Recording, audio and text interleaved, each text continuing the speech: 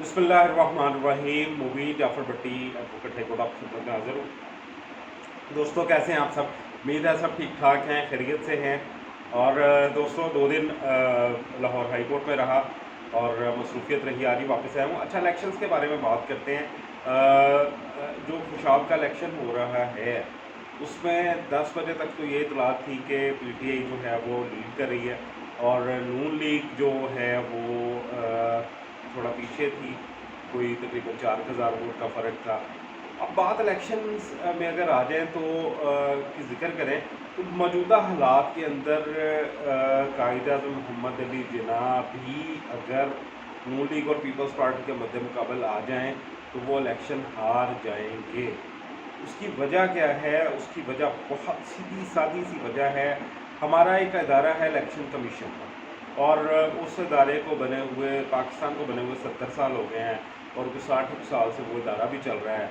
और वो ऐसा गैर फ़ाल इदारा है, पाकिस्तान का सबसे कमज़ोर और घटिया तरीन इदारा है। उसकी दलील मैं आपको इस तरह से दूँगा कि जितने भी इलेक्शन आज तक हिस्ट्री में हुए हैं, और nobody can admitted that elections, कितना बड़ा क्वेश्चन आ जाता है उस इदारे के ऊपर कि जिसके कोई इलेक्शन का रिजल्ट मानने के लिए तैयार नहीं है।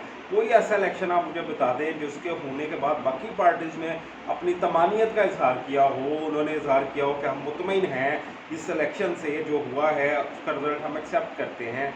कभी ऐसा नहीं हुआ। उसकी वजह क्या है? कि ये हमारा सिस्टम होता क्या है, इलेक्शंस के अंदर बैलेट पेपर्स तक पब्लिश होते हैं।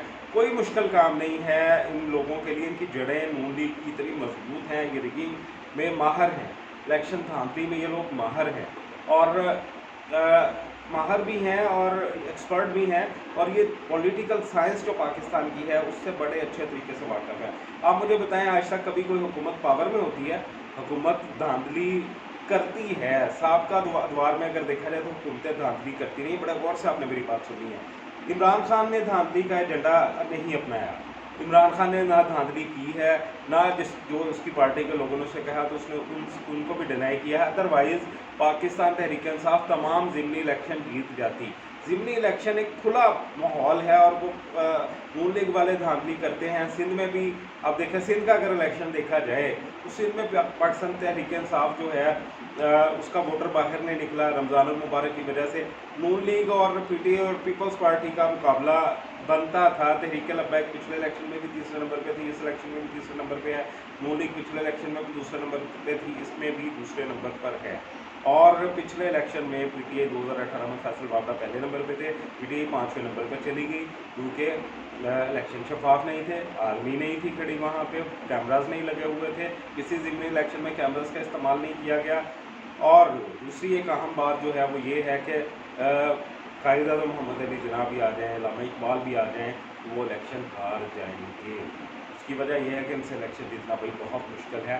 जब तक इलेक्टोरल आप तब्दीलियाँ नहीं करते, पाकिस्तान तहरीक इंसाफ या कोई और जमात यहाँ इलेक्शन नहीं जीत सकती। सिंध में जो हुआ, पीपल्स पार्टी का हाथ पड़ता था, पीपल्स पार्टी इलेक्शन जीती, हालांकि उनका कैंडिडेट किसी मुकाबले में भी नहीं था, उनके हाथ पड़ता था। धांधली पंजाब नहीं था, पंजाब में इनका हाथ पड़ता है, ये इलेक्शन जीतते हैं।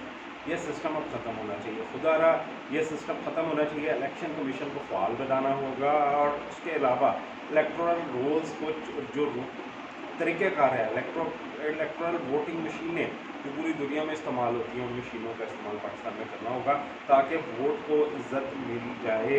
ये वोट की इज़्ज़त नून लीग की नज़र में जो है वो यही है, 30 साल पुराना मरा हुआ बंदा है, 2 साल पुराना मरा हुआ बंदा है, उसका वोट भी कास्ट करा दो और धांधली भी करो। गन पॉइंट के ऊपर आप प्रिजाइडिंग ऑफिसर्स के जो बॉक्सेस हैं उसमें वोट भी डाल दो स्टैंप करके, या अंदर खड़े होकर स्टैंपें लगा लगा के वोट डालना शुरू कर दो, क्योंकि कोई अकाउंटेबिलिटी तो है नहीं, कोई जजमेंट तो है नहीं, कोई जज तो इससे अच्छे इलेक्शन तो हमारे बाहर के होते हैं जहाँ मशीनें लगी हुई होती हैं और वहाँ पे धांधली का सफ़र भी पैदा नहीं होता। जो बाहर के इलेक्शन से ही इनको कुछ सीखने मिले। दोस्तों, आपकी मोहब्बत का बहुत बहुत शुक्रिया, जिस तरह आप वीडियोस को लाइक कर रहे हैं और शेयर कर रहे हैं, और जिस तरह से आप मोहब्बत दे रहे हैं, आपका बहुत शुक्रिया। वो भी जब आपको कोई दीजिए।